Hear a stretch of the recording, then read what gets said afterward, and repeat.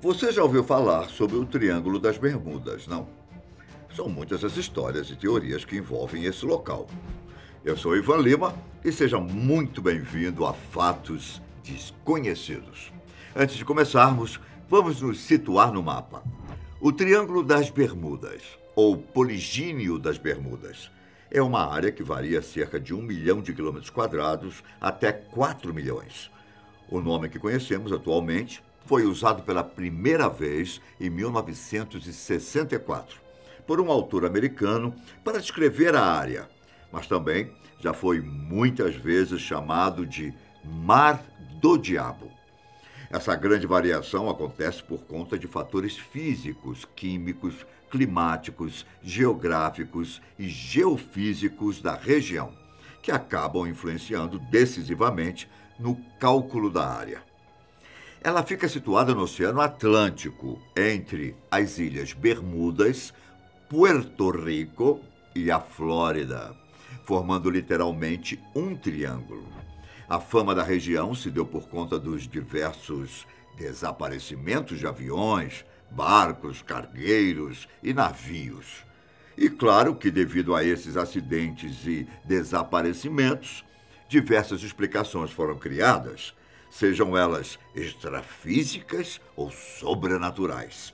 Bem, uma das teorias mais aceitas sobre o local são os distúrbios que a região sofre no campo magnético da Terra.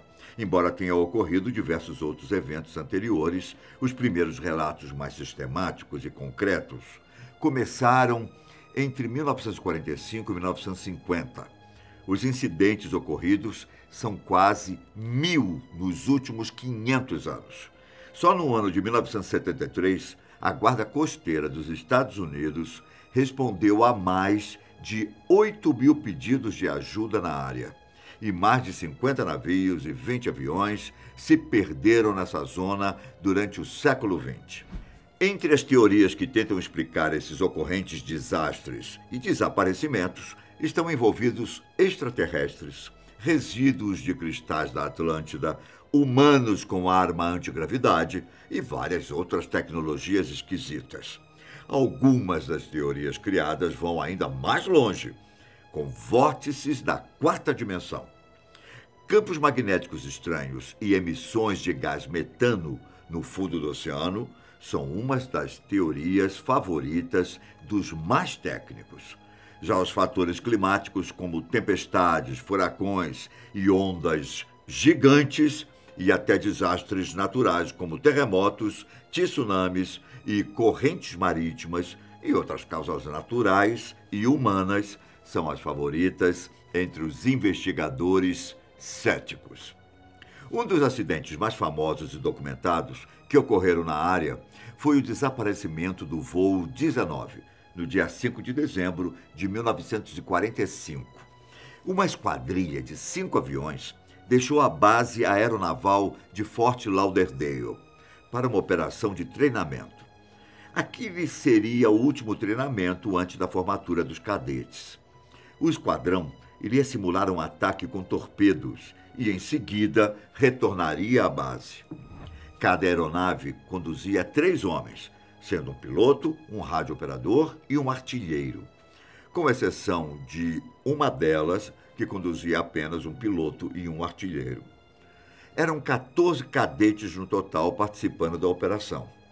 90 minutos após a decolagem, o comandante da operação, capitão-instrutor Charles Carroll Taylor, conseguiu se comunicar com a base e dizer que eles estavam perdidos. Além disso, foi registrada uma conversa por rádio entre o comandante Charles e outro piloto da Marinha, tenente Robert Cox, um instrutor do voo sênior que estava voando próximo, mas que não fazia parte da operação. O último contato que foi feito com o voo 19 foi às 19h04, com o tenente Roberts. Naquele momento, ele tentava localizar o esquadrão, mas a base de Fort Lauderdale recomendou que ele retornasse à sua base. Após isso, um hidroavião com uma tripulação de 13 homens foi enviado ao local, onde foi feito o último contato da tripulação desaparecida. E adivinhem só, menos de meia hora depois da decolagem, quando o hidroavião avisou a torre que estava sobrevoando próximo da última posição conhecida do voo 19, ele também desapareceu. Após enviarem um relatório da posição, não houve mais nenhuma comunicação da torre com o avião de resgate. O destino do esquadrão em treinamento nunca foi encontrado, assim como dos outros 13 homens enviados para o resgate. Novas buscas foram realizadas e envolveram 248 aviões e 18 navios. Alguns navios mercantes também participaram das buscas, além de várias embarcações de pesquisa.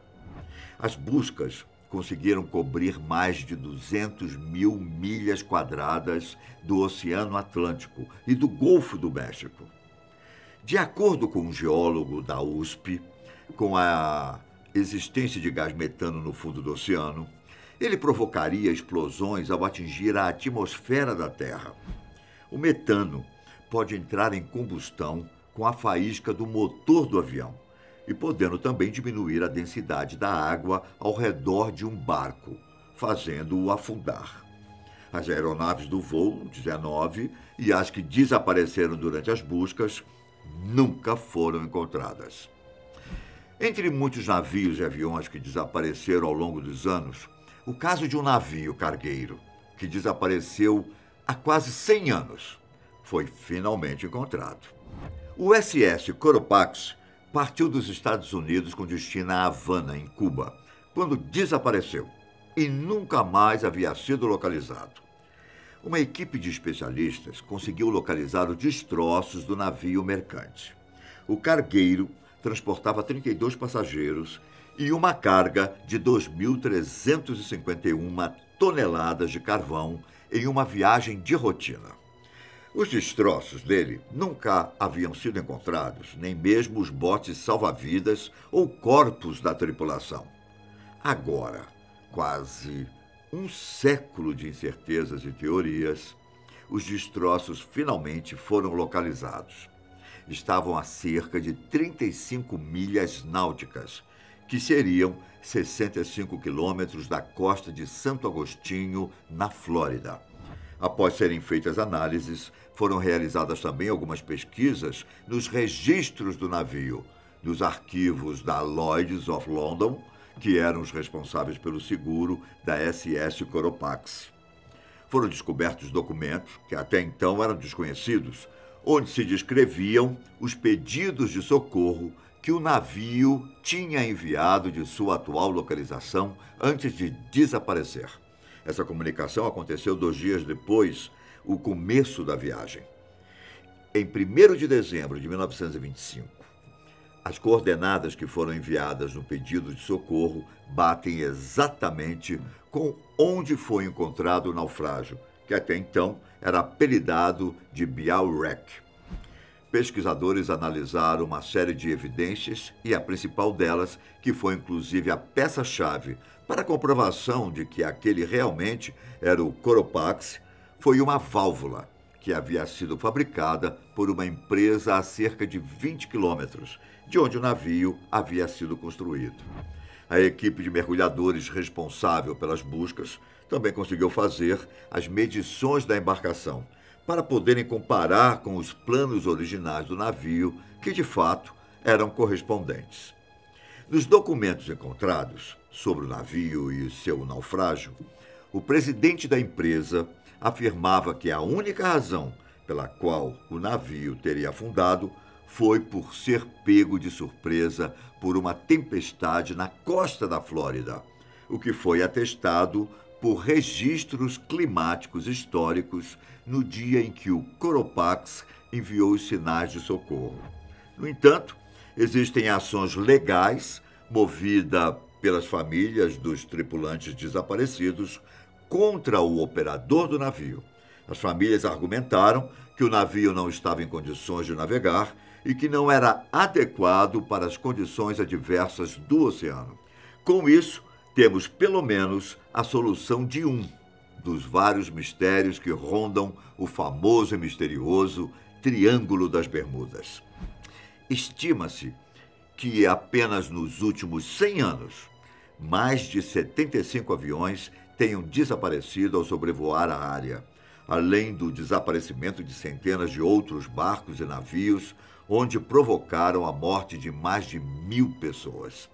Em média, 5 aviões desaparecem todos os anos ao passar pelo Mar do Diabo.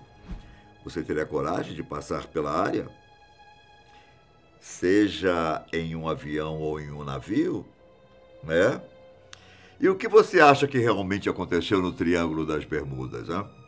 Tem alguma teoria sobre todos os desaparecimentos que ocorrem por lá? Bem, eu vou ficando por aqui. Eu espero que vocês tenham gostado do vídeo de hoje. Não se esqueçam de curtir e compartilhá-lo, ok? Um forte abraço e até a próxima. Tchau!